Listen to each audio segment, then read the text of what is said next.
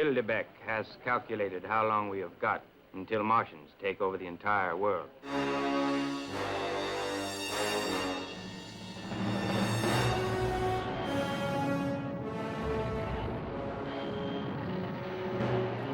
I think ever since I was a young fan of science fiction movies, I've always been very interested in the concept of what happens when this planet is invaded. And you know, over the last 4 or 5 decades, Hollywood has invaded planet Earth dozens of times.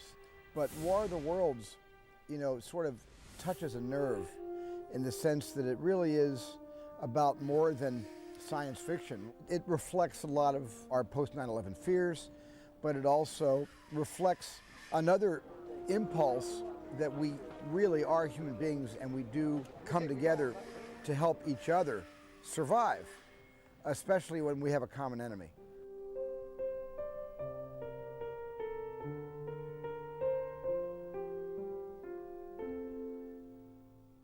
Action. When I was growing up, I remember watching both in movie theaters and later on television films like The Earth versus the Flying Saucers, It Came from Outer Space, Invaders from Mars, This Island Earth, certainly the original George Pal version of War of the Worlds. And I always was very interested in the fact that these films came out in response to our fears about the Soviet Union and a possible nuclear war someday between America and the Soviets. And those films were analogous and very metaphorical and preyed on our fears of being attacked from another country. Also being attacked from the sky, nuclear missiles raining down on America. Now, in the shadow of 9/11, it felt that War of the Worlds had a special significance. I mean, this film, it touches mostly on how this much catastrophe can bring about that much healing. But, our world has gone through a lot of growing pains, and we're in a whole different mindset. So, for the most part, I think I made the picture because I thought that this story's time had come again. Say Tom, and look at the side view to your left. Right there, that's all I need. That's perfect. Put it right on there, right? Yeah. Minority Report was a dream come true for me to be able to work with Steven Spielberg. I grew up watching his movies, studying his movies. I often tease him, I know your movies better than you do. But we'd finished Minority Report, and we sat there and we said, okay, so what are we going to do next together? And he mentioned 3 movies, and War of the Worlds was the third one, and we both looked at each other, and the lights went on, and we said, that's it. There was, tremendous excitement, and then that day we just put it together and said, okay, we're going to do this. We're going to make this movie together. And then Steven's worked with David Koepp before, a great writer, and I've worked with David Koepp before. And the 3 of us just sat down in January and talked about the story. And I wanted to play a father in a movie and have, a character. I like the, blue-collar character. I lived in Jersey twice. And David Koepp just really rolled with that. Actually, the first conversation we had, I remember I took a lot of notes as I was reading the book, and one of the things I did is I made a list of all the things I felt we should not have in the movie. And if we could agree on that, I thought it was a big step toward making the movie in a fresh way.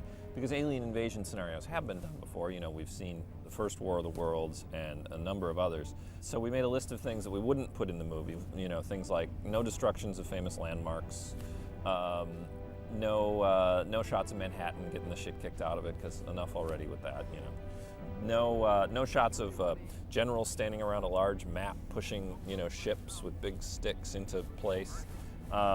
No TV news cameras, no news crews out photographing destruction and then being destroyed by it. We just went through all of what we thought were the cliches of the genre and vowed not to do those, because what that left us with was trying something that was a truly first-person account, which is what the book is.